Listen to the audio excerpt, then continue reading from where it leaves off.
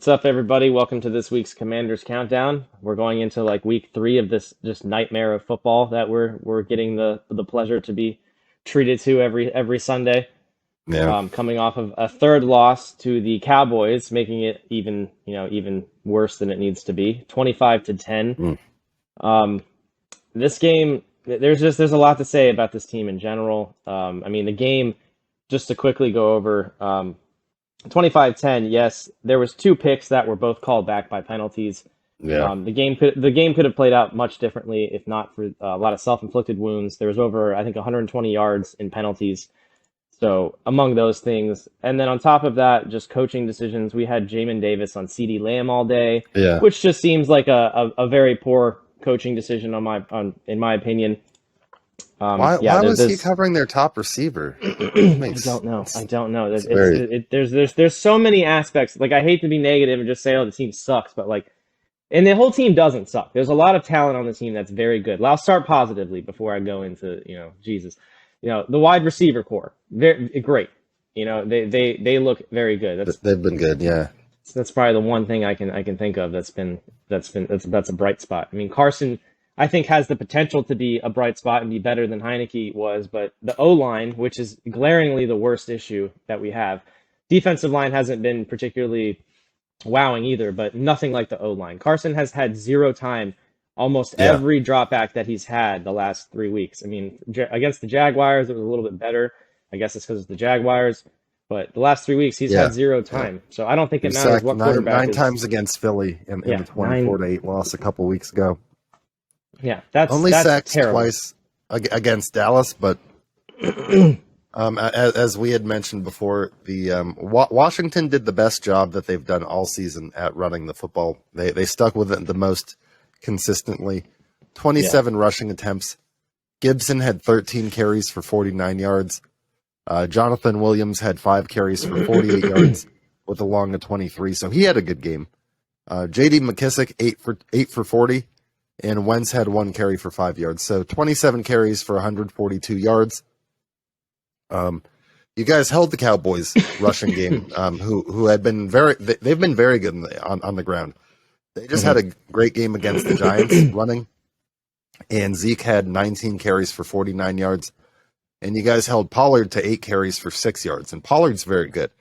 So in total, 29 carries for 62 yards. So that rushing defense, I didn't realize that they had stopped the run that well in that game. So that's an encouraging sign, especially going into this week, playing Derrick Henry, who obviously he just ran for 114 for the Titans. The defense did seem to improve a bit, I would say. I mean, it was still 25-10 by the end, but it's also...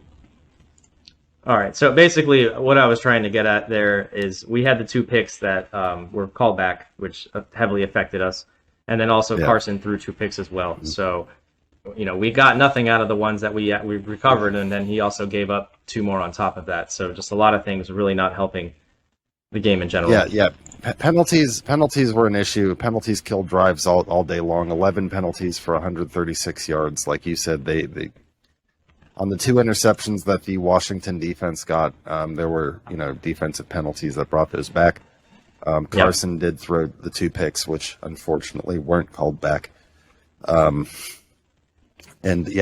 He probably had probably like pound for pound his worst game of the season, I would say so far. 25 of 42, 170, 1 touchdown, 2 picks. Like we said, sacked twice, rating of 56.7. But, I mean, he'd played well in previous weeks. He just hadn't had time. I mean, obviously, week 1 against Jacksonville, he had a good game. They just got off to a slow start. But, I'm it's going to be an interesting... Go ahead. I was just saying, I'm hesitant to put the blame on Carson so heavily because watching the games and watching the O-line and how little time that he has, the only reason that we were mildly a little more successul this time, and it wasn't even successful with all the penalties, but they ran the ball better, and then also all the passes he was throwing were dink and dunk. There was no because he has no time for anything to develop that's outside of 5 or 10 yards. So I think they recognized that. They knew the O-line only had so much ability, and then they actually made a plan for it. Didn't work, but it looked a little bit better and a little more manageable. But you can tell that Carson wasn't being able to be Carson. Carson can throw deep. That's Yeah. at least he's supposed to be able Yeah, to. I mean, And he they looked like really didn't Alex Smith throw back there. deep at much at all. I mean, the longest pass reception of the day was by Jahan Dotson for 31 yards. Jahan was the leading receiver with 3 catches for 43 yards and another touchdown.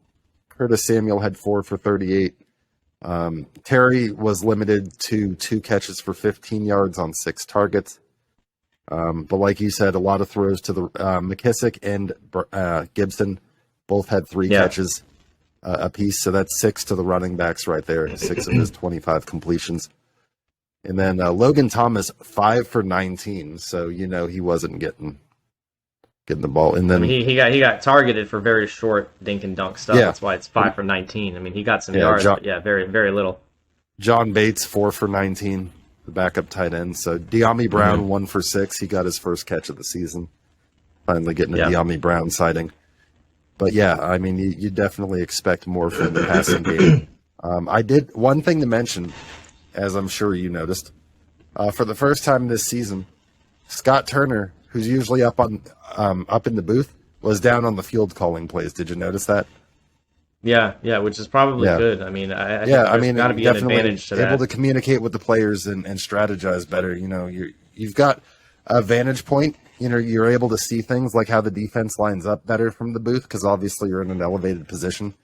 But obviously able to communicate with the players and strategize better and potentially, obviously didn't pay dividends in that game, but we'll see what happens against Tennessee. That's going to be another matchup. Obviously, they're going to be without their top receiver, first round draft pick, Treylon Burks, who Tennessee drafted in the first round to replace AJ Brown, who went to Philadelphia. But they still do have Derrick Henry, so Tannehill's going to be looking to hand off to him a lot, and Derrick Henry's always a threat, and he after a slow start, he's kind of started to get going in recent weeks. Yeah, we'll see how it goes. I mean, I'm not particularly optimistic with the way things have gone. I don't want to sit here and start blaming coaches and all that. I mean, O-line play, I mean, a coach can obviously only teach a player so much, and when the players are available or what they are, then is it a coaching issue or is it literally just a personnel issue? Are you thinking it's time to make changes? Personally, I don't know. I don't. Opinion? Probably not yet. No, I would say it's only week 5, going into week 5. I guess there's a lot of time to hit the is a panic. There's a lot of hit? There's a lot of intangibles there. I mean, players can only play to their ability. I mean, yes, coaching obviously makes a difference, but if a player's ceiling is what it is, if what you have on the team available just isn't going to be able to do what you need them to do, it doesn't matter who the hell's coaching it at that point. So. And the only people that really know that is the coaches and the people actually working with these players. They're not going to go out there and say, yeah, well, the O-linemen we have suck, and they're not ever going to be able to do what we need. They're never going to go out and say that. They're hoping they can coach them and they can learn and improve. Yeah. But so far from what we've been seeing, it's been a shit show. Yeah. So I don't know if a coaching change would even make a difference. And another thing too, just in closing with the offensive line, obviously Chase Roulier started the season. There was an update, as we mentioned. I don't know if I've said this to you yet, but after initially being thought that, with that knee injury, he was going to miss the rest of the season, he will return this season at some point. So that's good news. But the guy that they had in the interim, Nick Martin, the guy they just signed to play center, was learning the system. Wes Schweitzer also got hurt in the one game he started at center. So that's another thing I noticed. Actually, you mentioned the center. IR. I noticed a lot of the snaps were terrible, and Carson was having to duck, reach down, and that was probably another issue of it. It's the offensive line, man. If I had to pick one thing, that is the main issue. He's had to play with 3 different centers between Schweitzer, Roulier, and Martin this season already. And it's bad. We're going it's into just week bad. 5. I don't think anything is going to really improve unless that improves, and that sucks to say because it doesn't seem like there's a lot of avenue for it to improve. So I'm a little disheartened there. All the injuries and all that, it's not good. Yeah. But we got Brian Robinson coming back. A nice positive outlook. Jump into that real quick. Speaking of injuries. But surprisingly, after he being was on the non-football related injury list. But go ahead. I'll say it. Surprisingly, after being shot, a month and a half ago, whatever it was, Literally he's like already, a month ago, just about a yeah, month. and he's already back on the practice field out there practicing. So we should expect to see him back. He could play this week soon. Is what they're saying. Is that there's a chance. I wouldn't be surprised if it was maybe one more week, but yeah, give him hopefully one it's more this week. If he's ready to go, like hell yeah, we need. He looked great in the preseason, and I mean. Yeah. The running back hasn't really been. I mean, they had struggled to run the ball coming in. Obviously, Gibson hadn't had great games, but they really haven't stuck with it. So I don't think the opportunity has really been, as prevalent as they could have been. Obviously, if they would have stuck with it more. And a lot of these games, as we've noted, they've been behind, 2 or 3 scores going into the second half or something. So a lot of times in those situations, you do have to kind of abandon the run a bit. Yeah, that's actually how it's been like for the last 3 years. I saw some stat under Rivera, like I don't know what it was exactly, but a large percentage of the games were down at the half. It's usually the norm. I did see that. So. Yeah. And I mean I'm not even just under Ron. Years before, it's been it's been a thing for a while. So playing in a deficit, yeah, it's definitely not ideal. I mean, obviously. You're definitely reducing the likeliness of being able to win games in those situations, and it's a bummer because obviously they do have a talented team. Obviously, they've got probably the best receiver core they've had in over 20 years, I would say, with Terry, Jahan, and that's Curtis, why it's kind of sad seeing what we're seeing, honestly, because there's all that talent there, and it's pretty much being wasted. $28 million to another quarterback, and the O line can't block. And it's like they're not even playing. It's like they're like the little dummies they have in football that they practice on. It's they're kind of like that. And like the players other players just boom right through. It's like not ideal, fuck, dude. Not ideal. Yeah. So if we can see some improvement in that aspect in the coming weeks, especially coming up against Tennessee, I think there might be some hope if these other guys that are coming in to replace the injured players can step up. Then maybe give Carson at least a little bit of time to make something happen. Yeah, we might see Carson look a little better and all that. It's just I think that's going to be the main thing that we need to have improved. And if the defense can hold up better, like you said, definitely a lot better against the Cowboys. Obviously, they were playing Cooper Rush, but who's been doing great. So I mean, that's Cooper not Rush, even necessarily a knock.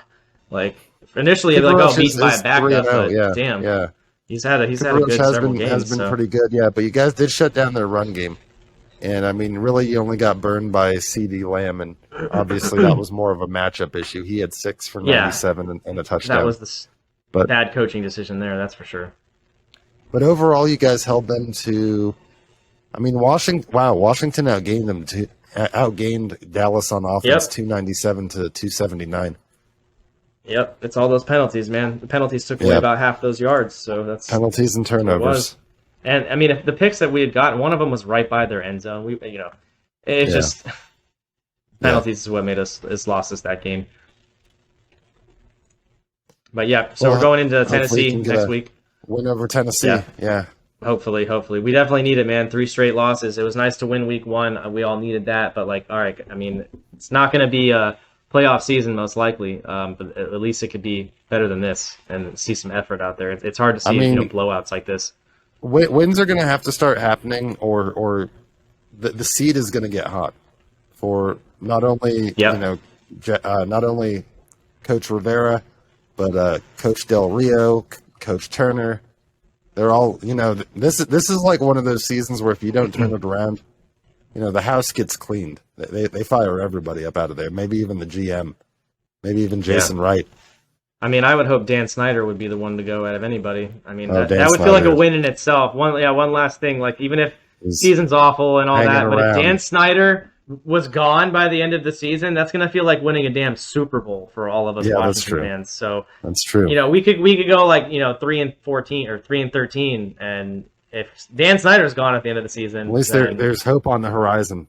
Like I'd be like, all right, sweet. Like it was still a good year. Like it's the only thing that could turn it around. I think for some of us is like even if it's a bad year, if we can finally get rid of Snyder, but I don't know if it's going to happen. You hear those rumors all the time. There's been another one recently where they're talking about possibly, getting rid of him. But we've heard that shit for years. So until something actually happens, I'm not going to get excited or expect anything. But hopefully a win next week. Thanks for tuning in, everybody. Yeah, go Commanders, go Washington. Hopefully we can shut down that Derrick Henry.